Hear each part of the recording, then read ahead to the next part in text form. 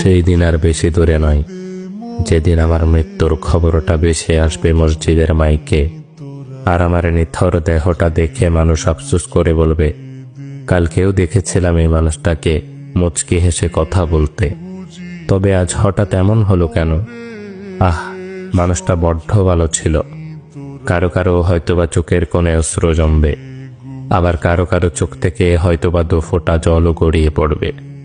আবার অনেকেই খুশি হয়ে বলবে, যাক, ভালোই হলো, আপদটা বিদায় হয়েছে। বেঁচে থাকতে কি কম জ্বালিয়েছিল?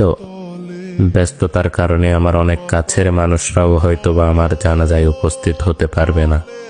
আবার অনেক দূরের মানুষও শত ব্যস্ততার মাঝেও ছুটে আসবে আমাকে শেষবারের মতো বিদায় দিবে বলে। লুকিয়ে থাকবো আমি 3 টুকরো সাদা কাফনের আড়ালে। কেউ কেউ ছুটে আসবে আমাকে শেষবারের মতো একটুখানি দেখবে বলে। আবার কেউ কেউ আমার মৃত্যুর সংবাদ শুনে দোয়া পড়াটাও প্রয়োজন বোধ মনে করবে না।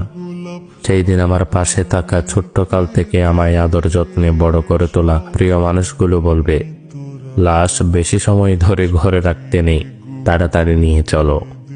দাফন কার্যে অত বেশি দেরি করতে নেই। শত কষ্ট উপেক্ষা করে তৈরি করা আমার সাজানো গোছানো জীবনের সমস্ত সম্পর্ক, টাকা পয়সা, গাড়ি বাড়ি, জায়গা জমি ইত্যাদি কিছুই আর আমার থাকবে না।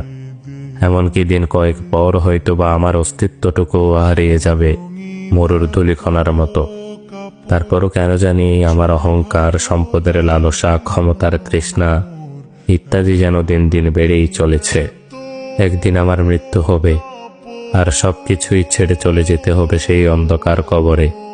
এই কথা যেন জেনে বুঝেই ভুলে বসে থাকি এই মিথ্যে দুনিয়ার মিথ্যে মায়ার চাদরে নিজেকে জড়িয়ে রেখে।